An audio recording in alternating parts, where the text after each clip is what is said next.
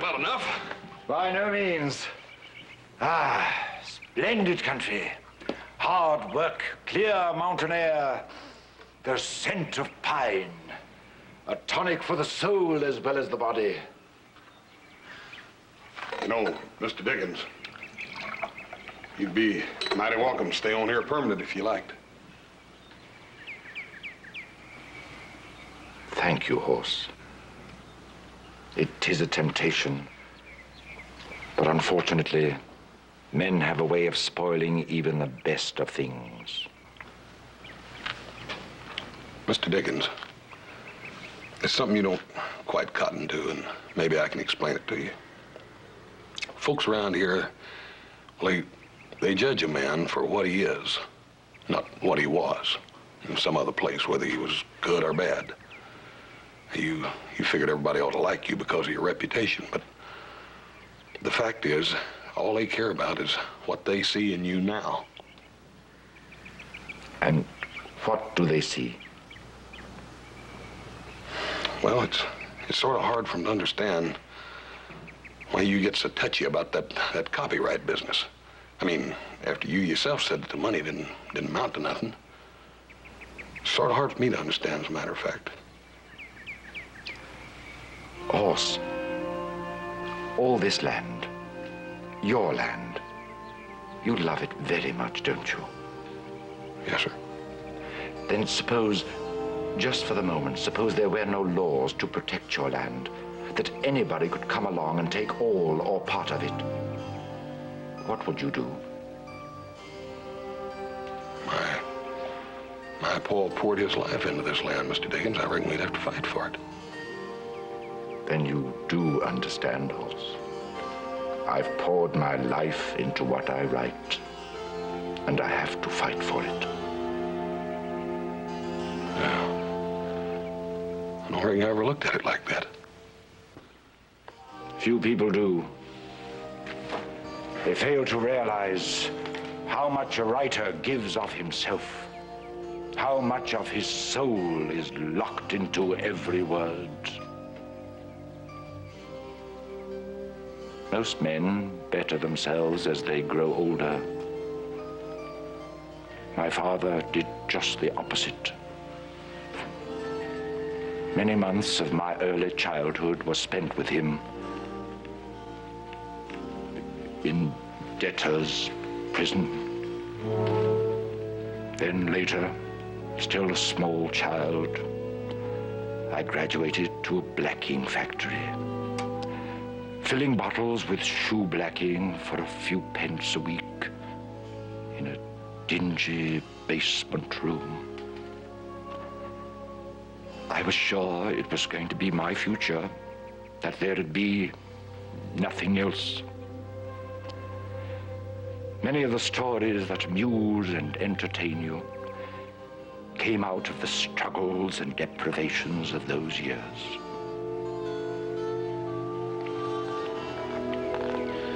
You know, maybe if you'd just explain it that way to them, that folks would understand, Mr. Dickens. I have never chosen to expose my private emotions to the world, and I certainly don't intend to start now. Come, horse, there's work to be done.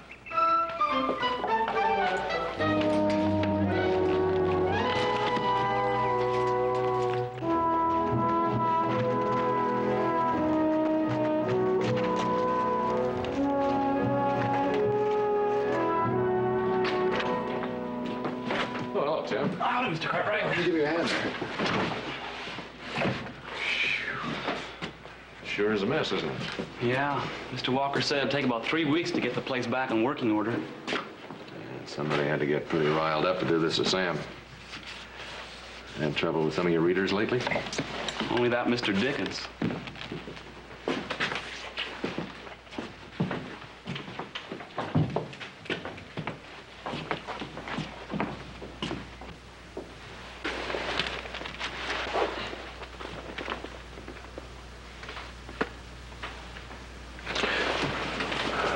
Where's Dan? Mr. Walker fired him again. This time I think it's for good. When was that? The day that you and Mr. Dickens were in here. You know, Dan's a real good printer when he's sober. And how often is that? Not very often, Mr. Cartwright. Well, thanks, Jim.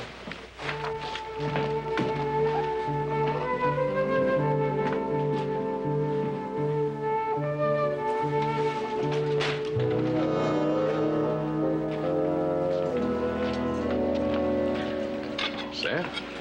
Oh, the great liberator. Say, the Cartwrights have got themselves quite a cause in Charles Dickens. Look, Sam, this whole thing is wrong. I don't think Dickens is any more capable of wrecking your place than I am. Have some lunch?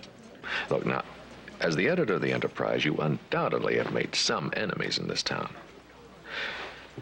Now, isn't it just possible that somebody else might have done it? Well, Dickens was found in the shop, not somebody else. Look, if Dickens will admit that he wrecked my shop and pay the damages, I'll drop the charges now. Is that fair enough? Well, not if he didn't have anything to do with it. Now, all we have to do is to get Mr. Dickens to tell us why he was at the territorial office. That ain't gonna be easy, you know how he is. Well, we gotta try. Try?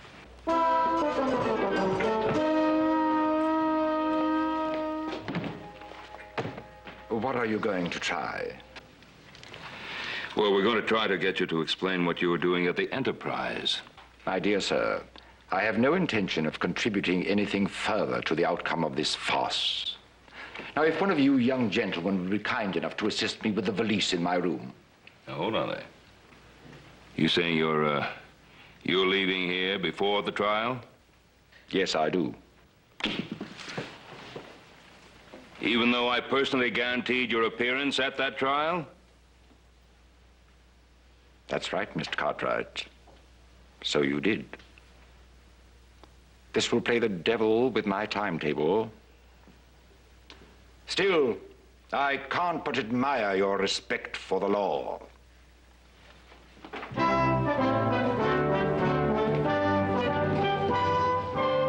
Even though the law is usually an ass.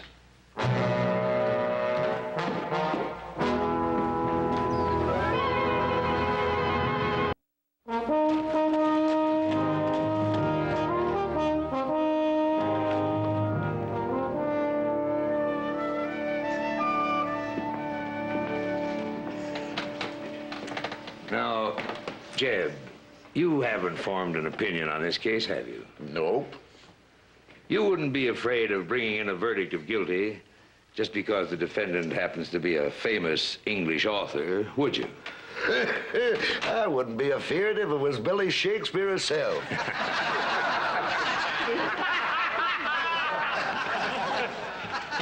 All right, Jeb, you're fine with me. That completes the jury for the plaintiff, Your Honor.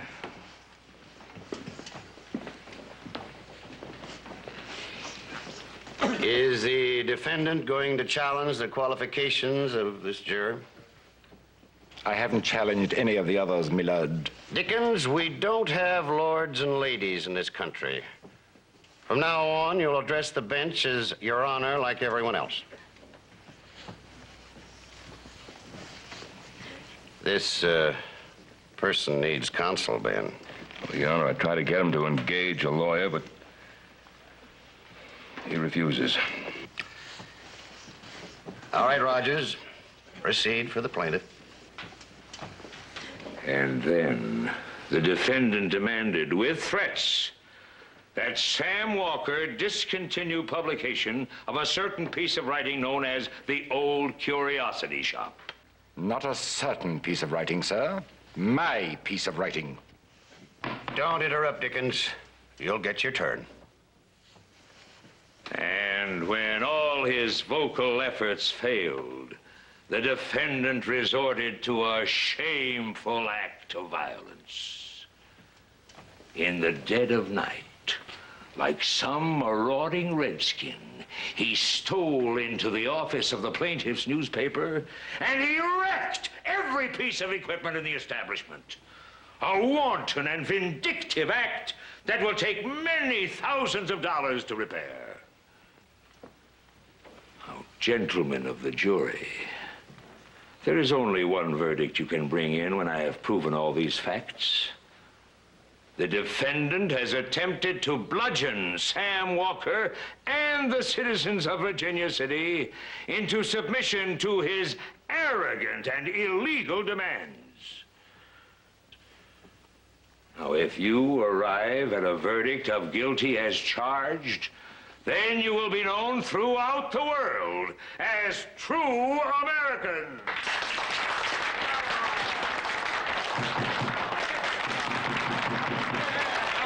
By Jove, that man was almost as good as Sergeant Buzzfuzz in my own Pickwick papers.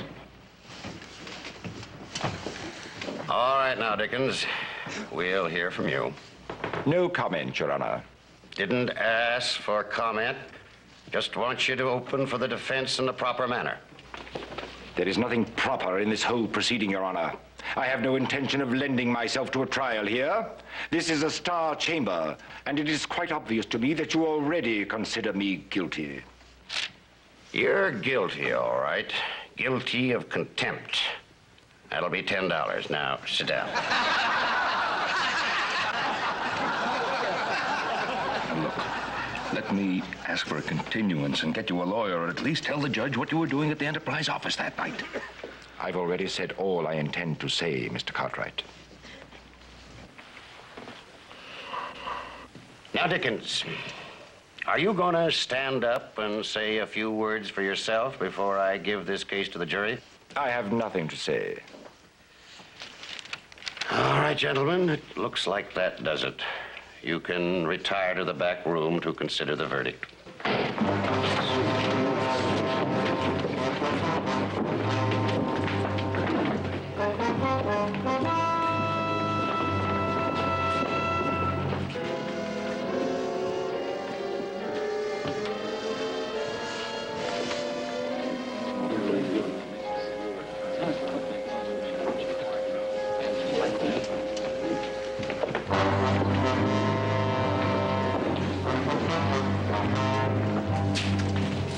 4 minutes, to set some kind of a record. Yeah, sure ought to.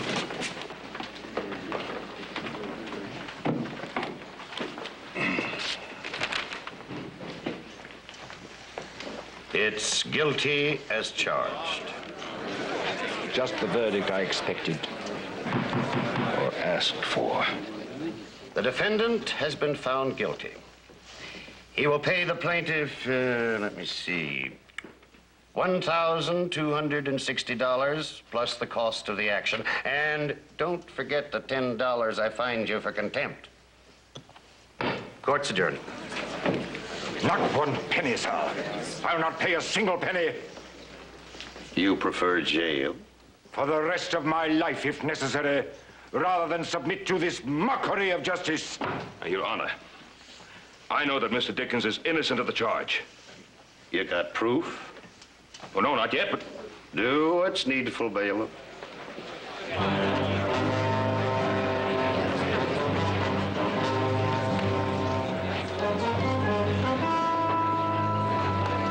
Well, I guess we showed that fellow a thing or two, huh? Exactly what do you think you showed that fella? He was asking for it, and we sure give it to him. We sure did. Yeah, you give it to him. You sure give it to him. You listen to me. All of you. Now, Mr. Dickens came to Virginia City as my guest. He came here as a guest of a Virginia City club. He gave a performance in this very hall, which you all enjoyed. He didn't finish it. Because when he tried to tell you what he thought about people who pirated his works, you howled him down. Now, I don't think he was right not to finish his performance. I don't think he was right to say what he did to Sam Walker, but that's not the point. Mr. Dickens is in jail right now, not because he's guilty, not because he can't afford to pay, but because he's a bull-headed man who'll fight the world if he thinks that somebody is rustling his rights, just as every one of you would. But one thing he's not is a sniveling coyote who will take his spite out on somebody else's property. And when that sniveling hooligan who did wreck the Enterprise office is caught, and he will be, I look forward to seeing every one of you hang your head in shame.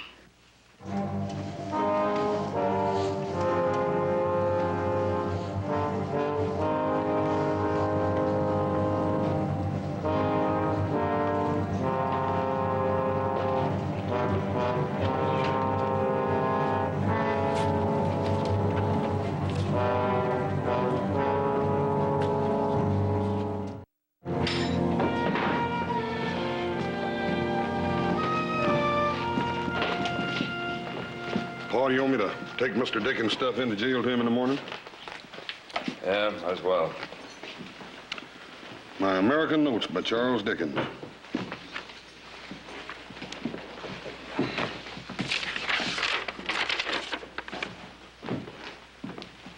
Hey, Paul. Come here, Paul.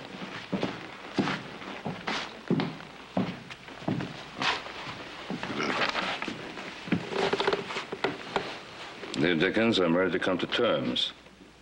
Let's talk it over in my office this evening. S. Walker. It's funny that Sam wouldn't have mentioned this note. Probably because he didn't write it. Then who did? I got a pretty good idea. I think I know how to handle this.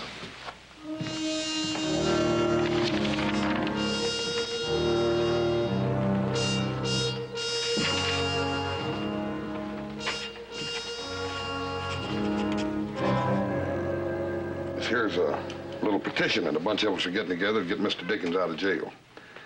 It's only counting him being such a famous man and all. We figured you being a countryman of his, that you'd sure want to sign it. Well, he ain't been very nice to me, you know. Still, seeing as how he's been found guilty, I suppose I can be as merciful as anybody else.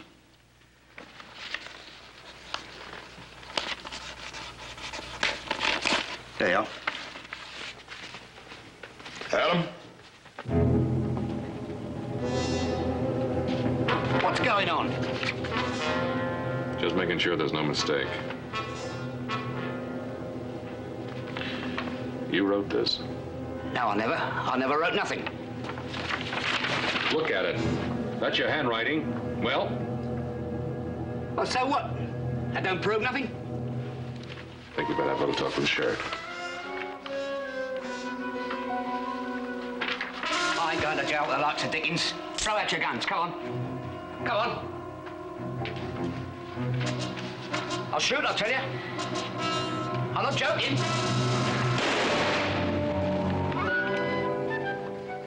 Sheriff. Yeah, what is it this time? I shall need more writing paper, at least a ream. And more pencils.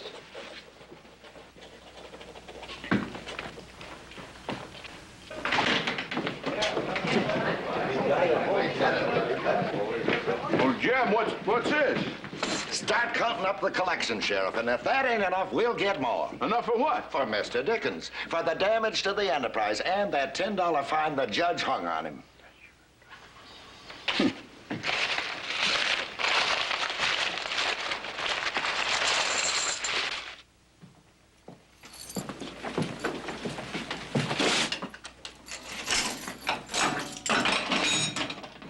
All right, Dickens, you're free. Not now, not now.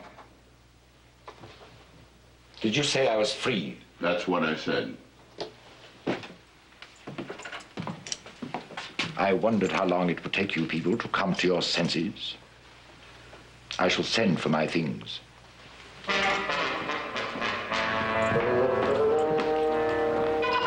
Why are all these people here? We just paid up your reckoning, Mr. Dickens.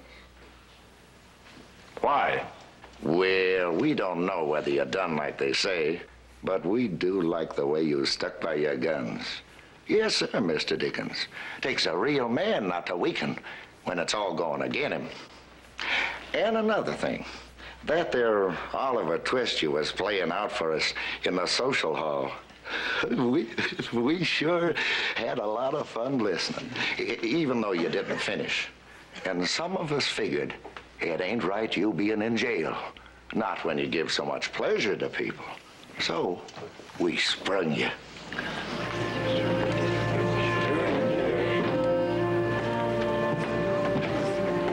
My dear fellow, do you know what these fine people have done? They've paid my reckoning. I'm free.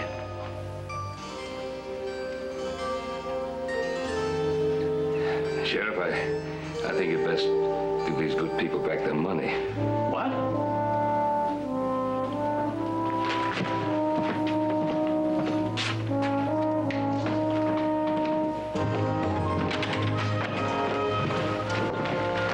Danny?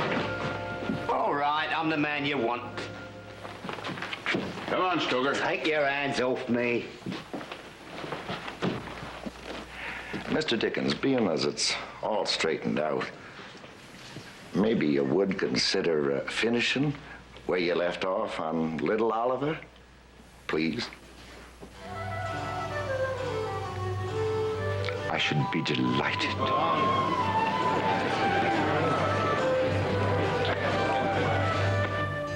Mr. Brownlow adopted Oliver as his son, removing with him and the old housekeeper to within a mile of the parsonage house where his dear friends resided. He gratified the only remaining wish of Oliver's warm and earnest heart, and thus linked together a little society whose condition approached as nearly to one of perfect happiness as can ever be known in this changing world.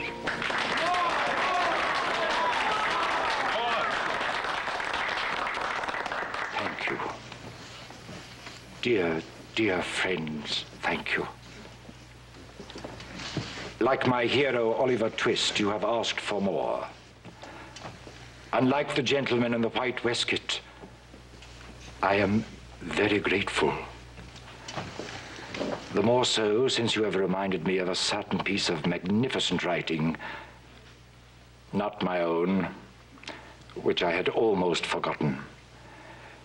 It was written upon another occasion when an Englishman and some Americans misunderstood each other. I would like to recite it to you. When in the course of human events, it becomes necessary for one people to dissolve the political bands which have connected them with another, and to assume among the powers of the earth the separate and equal station to which the laws of nature and of nature's God entitle them. A decent respect to the opinions of mankind requires that they should declare the causes which impel them to the separation. We hold these truths to be self-evident, that all men are created equal, that they are endowed by their Creator with certain inalienable rights, that among these are life, liberty, and the pursuit of happiness. Words, even words as eloquent as these, can often be distant and cold. It was not until I reached this unimportant mining hamlet that I realized that men do actually live by the spirit of justice contained in these words. As Mr. Bumble the Beetle might say, "May your worships be happy and healthy and flourish everlasting." And as for myself, I shall never forget what I have learned here in America. Nor will I cease to be grateful for the uncommon generosity you have shown to a poor, misguided Englishman.